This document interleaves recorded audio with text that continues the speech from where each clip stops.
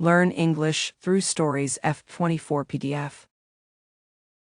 Adapted and modified by Kulwant Singh Sandhu. Contents 1. The Pyre of Sin, Part 2. Grammar page. The Pyre of Sin, Part 2. By Premchand. Chapter 4. After what felt like an unending period, the passage of 16 months concluded with the return of Kanwar Prithvi Singh and Dharam Singh from their voyage to Afghanistan. The royal expedition had had to face many a hurdle, for it had now begun to snow heavily in Afghanistan. The mountain passes were buried overnight under a white sheet of snow, and communication was completely blocked. Matters worsened when daily provisions began to run scarce and soldiers started starving to death. It was then that Afghanistan took its chance and led nightly raids on them. Eventually vanquished, Shahzada Mohiuddin had to return to India. With every step that the two princes took towards home, their hearts overflowed with enthusiasm and anticipation. Oh, the joy of reunion after all this agony of separation for a long time. The desire to see the face of their beloveds brought a spring to their steps. They traveled ceaselessly, day and night, sleepless, tireless. All the wounds of war to the body and soul could not suppress their cheer. Prithvi Singh had brought an Isfahani rapier for Durga Kanwar, and Dharam Singh had brought a special Kashmiri shawl as a token of his love for Raj Nandini. Their hearts were filled with longing. When the news of their return reached the princess's ears, a similar air of celebration began to sweep through the palace, intoxicating the women in love. Thus began the preparations, hours being spent before the mirror, adorning themselves with jewels and sindoor. Their faces were aglow with sheer delight, as if crimson roses grew in their cheeks. The anticipation of union often brought tears of happiness to their eyes. They would playfully tease and then hug each other in ecstasy. It was the month of Agan. The banyan trees had doubled up under the weight of the flowers that grew on them. From the fort of Jodhpur came the celebratory firing of cannons, marking the return of the princes. News spread that Kanwar Prithvi Singh was back, hale and hearty.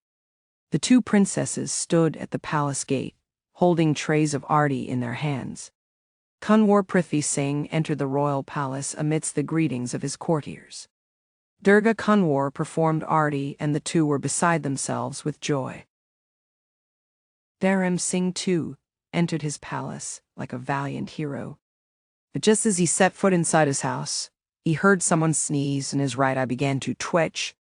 Raj Nandini rushed towards her beloved husband with the arti, but call it coincidence or not, her foot slipped and she lost balance, dropping the arti which came tumbling down to the floor. Dharam Singh was taken by fright and surprise, and all color drained from Raj Nandini's face at this ill omen. Chapter 5. On hearing the news of their return, Braj Bailasi had written 2 heart-warming odes for the princes. Next morning, when Kanwar Prithvi Singh finished his prayer rituals, Braj Bailasi appeared before him and presented the ode to him. Eagerly, Kanwar Prithvi Singh reached out for the rolled paper and read what she had written. Although the poetic skill was not of a very high standard, the verses were fresh and innovative. Kanwar Prithvi Singh was gifted with a fine taste for poetry, and reading Braj Bailasi's ode delighted him. He gifted her a pearl necklace as a token of his appreciation. Braj Bailasi then proceeded to Dharam Singh's chambers. He sat narrating tales from the battlefield to his wife. As soon as Braj Bailasi set eyes on him, she reeled back in horror. Dharam Singh too saw her and turned pale. His mouth dried up and his hands began to tremble. While Braj Bailasi retracted hurriedly and disappeared, Dharam Singh collapsed on his charpoy, his hands covering his face. Watching his distress made Raj Nandini break into a cold sweat. Something wasn't right. All day long Dharam Singh tossed in bed in anguish. His face acquired a paleness that comes from a prolonged illness. Raj Nandini spent the entire day making untiring efforts to lift his spirits. But all proved futile. Having somehow made it through the day, Kanwar Sahib retired as evening began to fall, stating fatigue as his excuse. Raj Nandini was left wondering as to what the matter was after all. Is Braj Bailasi thirsty for my husband's blood? Is it even possible that my noble, high-thinking man be so brutal at heart? No, that cannot be. Much as she tried to pull him out of his depression, she failed to do so and eventually embraced sleep. It was late at night. Darkness had fully engulfed the world. From somewhere far the wind carried the sad wails of a crane. It also brought to the ears the voices of the fort sentries. Raj Nandini woke up in the middle of the night to find Dharam Singh not in bed. Acting on her instinct, she hurriedly made her way to Braj Bailasi's chamber and peeped through the door. Her suspicions turned to belief when she saw Braj Bailasi standing with her sword drawn and Dharam Singh on his knees before her, begging for mercy. Raj Nandini's head began to spin and her body went numb. She staggered her way back to her chamber and lay down. Strangely, not a single drop of tear came to her eyes. Chapter 6. The next day, in the early hours of the morning, Prithvi Singh visited Dharam Singh. He urged him enthusiastically. It's such a pleasant day, brother. How about joining me for a hunt in the jungle? Dharam Singh was lost deep in his train of thoughts. Absent-mindedly, he raised his pale face towards Prithvi Singh and asked bewildered, What? Want to go for a hunt? Why not? Let's go. The two men got their horses ready and set out on horseback towards the hunting grounds. Prithvi Singh was fresh and joyful as a blooming flower, every step of his filled with vigor and vitality. On the contrary, Dharam Singh's body was colorless and lifeless. Prithvi Singh tried cheering him up with jokes, but realizing that this man seemed extremely aggrieved, left him alone. They soon reached the lake. Dharam Singh suddenly halted and declared to Prithvi Singh, Last night I took a vow. Saying this, his eyes filled with tears. Prithvi Singh turned and asked, What sort of vow? Dharam Singh, have you heard Braj Bailasi's story? Yes, I have. I vowed that I will avenge her father's murder and send the vile murderer to hell. You've indeed made a noble vow. Provided I am able to keep it. Why isn't such a man worthy of being beheaded?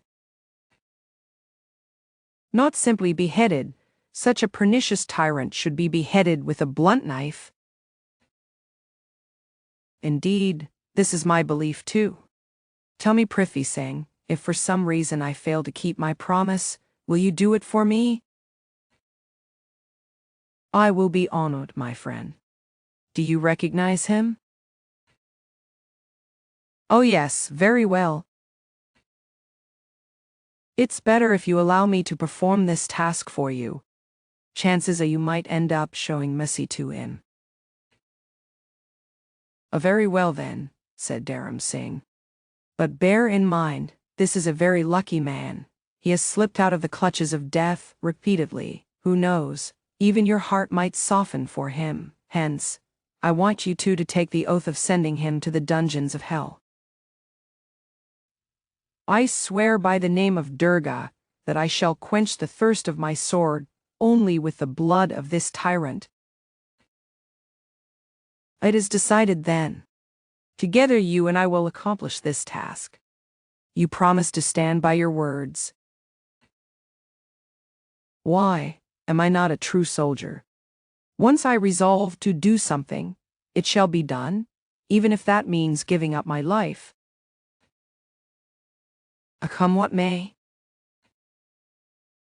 Oh yes. And what if he turns out to be a dear one? Whatever do you mean? Yes, it is possible that the murderer may be one of your kith and kin. So what? I would bury my own brother if I had to. Dharam Singh got off his horse. His face had a withered look and his hands trembled. He pulled out his sword and placing it on the ground, called out to Prithvi Singh, "Prepare yourself, Prithvi Singh, that tyrant has been found." Bewildered, Prithvi Singh looked about here and there, but there wasn't a soul around besides the two of them. "Draw your weapon." "But I see nobody." "He stands before you. That blackguard, that noxious fellow is none other but I, Dharam Singh." Unnerved, Prithvi Singh cried out, "Oh, such hard-heartedness! I'll fulfill your promise if you are a true Rajput." Taking up Dharam Singh's challenge, Prithvi Singh drew his rapier and sent it through Dharam Singh's chest into his stomach. Blood spurted out and Dharam Singh fell to the ground. He whispered to his friend, "Prithvi Singh, I am forever indebted to you. You are a true soldier, a true Rajput who kept his word like a man should." Prithvi Singh sat down beside his dying friend and cried bitterly. Chapter 7. Today is the day that Rajnandini becomes a sati. With great care, she has dressed up and adorned herself with flowers, jewels, and all that is beautiful. Her forehead is decorated with sindoor, wrists bejeweled with bridal bangles, feet dyed with henna, and her delicate, flower-like body draped in crimson clothes. She is fragrant like a meadow of heaven, because today is the day that Rajnandini becomes a sati. Her face is aglow like a full moon in all its grandeur, a glow so bright that one's eyes are dazzled. Every inch of her body is intoxicated with the ecstasy that her love has brought to her. Her eyes emit the glorious spiritual lights of the heavens, and she looks like a divine deity. Every step she takes, every movement of her body, radiates the intoxication of her love. She walks over, swaying to the rhythm of her love, and taking her beloved's head in her lap, sits down in the middle of a pyre made of koos, oud, and sandalwood. The entire city of Jodhpur had assembled to behold this spectacle. Music was playing, and flowers poured down from the skies. The settee was sitting ready in her pyre when Kunwar Prithvi Singh came rushing to her and said with folded hands, "Maharani, please grant me forgiveness." The settee retorted, "It is beyond this settee's capacity to forgive you. You have taken the life of a young Rajput, and you shall meet the same fate. Have the words of a settee ever been disproved? Never."